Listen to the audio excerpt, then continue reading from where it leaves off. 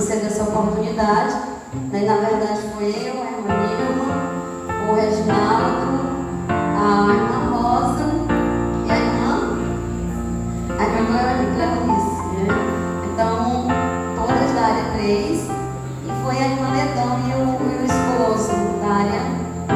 Então, nós tínhamos esses representantes de Santa Luzia no 6º Congresso da EBD, que aconteceu em São Mateus. E o tema do congresso era os desafios atuais da escola bíblica dominical. Um tema que nos chamou bastante atenção. O nosso coordenador de EBD é o pastor Rosivaldo, e por sinal, pela quantidade de participantes no congresso, ele estava muito feliz, né? Como a Nilma e a irmã Rosa colocaram, a gente viu o brilho no olhar dele, a felicidade de ter tantos professores, superintendentes de escola bíblica dominical naquele evento. Oxalá que nós tivéssemos mais representantes, né? Mas é o Senhor que trabalha, e com certeza nós iremos propagar o que nós aprendemos lá, né? A gente vai fazer aos poucos, como um trabalho de formiguinha, e acontecendo no chão da sala de aula. O importante é isso, né? A gente fazer o que a gente aprendeu no chão da sala de aula da EBD. Nós tivemos várias plenárias e nós preferimos participar das plenárias do Marcos Tuller, pastor Raifran, né, e o pastor Raposo. É claro que houve outros workshops com outros participantes, como a irmã Sueli, né, uma representante da SEDAC, que trabalhava no Ministério Infantil, mas não teve ninguém, irmãos, na verdade, de nós que escolheu. É por isso que eu disse, oxalá que tivesse mais gente, que daria para distribuir nas várias salas que nós tivemos ali. E aí todo mundo com muita informação, a gente teria aqui o material completo, mas nós temos impresso aqui, nós temos o material completo do que de todas as plenárias que nós participamos lá. O pastor Raposo foi o pastor que ele fez a primeira plenária, né? Ele trouxe esses desafios que a nossa escola dominical ela enfrenta, e ele trouxe 2, né? Um foi a ocupação demasiada, e o outro problema que a nossa escola dominical está enfrentando é o entretenimento. Então ele apresentou esses 2 problemas. Só que o Marcos Tuller, na última plenária, já no piedade, já logo a gente viu, embora ele trouxe uma outra plenária já falando das técnicas digitais, tecnologia digital aplicada, que pode ser aplicada na EBD. E aí eu senti a falta tão grande do irmão Miguel lá. Eu digo, se o irmão Miguel tivesse aqui, ele ia pegar isso tudo, mastigar tudo e ia levar para a EBD, porque ele tem muita facilidade, habilidade e conhecimento nessa área. Eu digo assim, porque eu não tenho dificuldade muito grande nessa área tecnológica. Mas enfim, e foi um congresso maravilhoso, né? Congresso maravilhoso. E nós esperamos, né, Nilma, que no próximo a gente consiga levar uma caravana maior.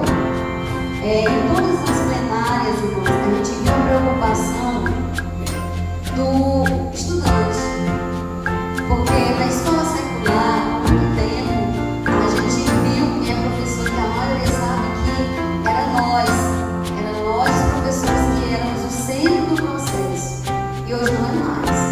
Hoje é o aluno protagonista. Tem alguns estudantes que não gostam dessa palavra. Por quê? Porque parece fica subentendido que o professor não faz nada, né? É só o aluno que tem que fazer. Mas eu queria citar aqui nessa nave estudantes que são meus estudantes, que eu considero estudantes protagonistas, não é porque estão aqui. Está ali a Nathalie, que é um estudante protagonista, excelente estudante de 2º ano, foi agora o 3º, a Nicole, estudante da primeira série, excelente estudante protagonista.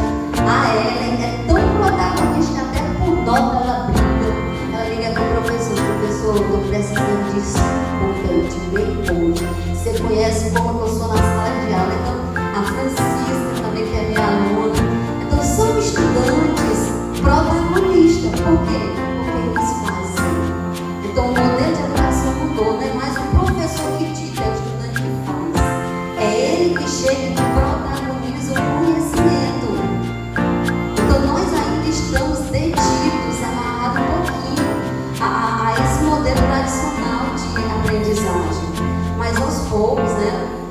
essa galera toda está no meio, né? Nós estamos nesse processo de transição e as gerações futuras, com certeza, elas vão se sentir melhor, né? O Murilo, talvez quando chegar lá no ensino médio, né, Murilo? Ele já vai estar mais ambientado nesse novo modelo de escola, onde o estudante é quem faz e o professor é só o mediador, aquele que mediu o conhecimento e aponta, ó, Murilo, é pra cá, e o Murilo segue o caminho, constrói todo o conhecimento que ele precisa construir de acordo com o projeto de vida dele. Então foi falado muito, o Marcos Tula, ele bateu muito nessa tecla, a gente abandonar o tradicional e emergir no novo, porque não tem como a gente, nós estamos aqui, mas nós não somos daqui. Mas enquanto nós estivermos aqui, nós não podemos ficar para trás em alguns aspectos. E o educacional, ele não pode, de forma alguma, nós ficarmos engessados e parados no tempo, viu, irmãos? Outra coisa que ele bateu muito na tecla lá foi a questão do planejamento. Graças a Deus, aqui na nossa congregação, os nossos professores planejam antes de dar uma aula. O planejamento que eu estou falando não é só um escrito que a gente vai lá e escreve, esse é o meu objetivo hoje, porque a gente traça um planejamento antes de dar uma aula. A gente não vem só aqui e diz blá, blá, blá, blá, blá, não. A gente traça um planejamento, a gente passa a semana estudando o conteúdo, planejando, esse aqui eu vou falar primeiro, esse aqui eu vou falar segundo, esse aqui eu vou falar terceiro. Eu quero alcançar esse objetivo, eu quero que no final meu aluno tenha a capacidade de fazer isso. Então, isso foi muito falado, né? De você priorizar o plano, o planejamento, né? Ou seja, ver a parte aplicável da aula. A aula está aqui, eu vou estudar e eu vou ver como eu vou aplicar no meu estudante.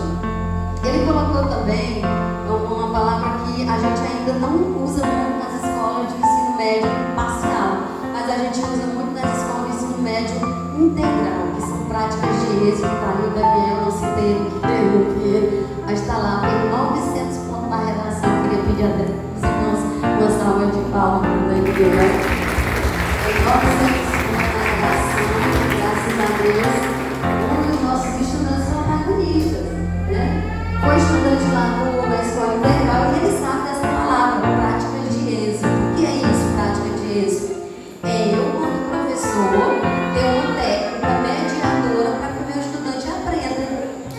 Por exemplo, a Nathalie, ela não gostou, não lembro muito bem, mas eu fiz os grupos interativos na sala deles, os grupos interativos. Gostou, né? Gostou. E é uma prática de êxito. O que é um grupo interativo? Eu dou o conteúdo para o meu aluno, ele estuda, por exemplo, eu escolho 4 estudantes, eu dou 4 temas, ele estuda, no dia da aula eu faço rodízio desse estudante em 4 grupos, e ele vai repetir 4 vezes aquilo que ele estudou.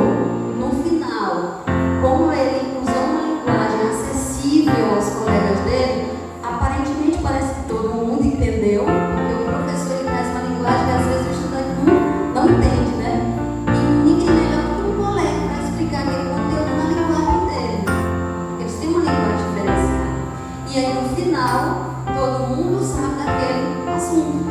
Então isso é chamado de grupos interativos. E é uma das práticas de êxito que a gente chama nas escolas de tempo integral. Tem muitos outros, né? A gamificação, por exemplo, é tornar uma aula gamificada em forma de jogo, vamos dizer assim. Né? Então é muito interessante essas práticas de êxito. E nós não ficamos em nenhuma sala de criança, como eu já falei, mas o Marcos Tula falou de uma coisa bem interessante. Eu resolvi anotar para falar com os irmãos que trabalham com as crianças.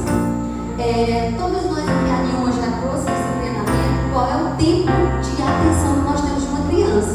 Então nessa salinha bem aqui embaixo, eu não posso chegar e dizer que eu vou dar uma aula 50 minutos nesse menino que eu não vou ter a atenção deles em 10 minutos. Então o Marcos ele trouxe uma coisa muito interessante que a gente já fala em escola secular, é fazer cantinhos. Primeiro cantinho de quê? O primeiro cantinho é o louvor. O louvor sobre o quê? O segundo cantinho é sobre o quê? O segundo cantinho ele vai ser sobre recitação de versículo do tema da aula. E o quarto cantinho vai ser de quê? Aí você vai criando cantinhos. Quando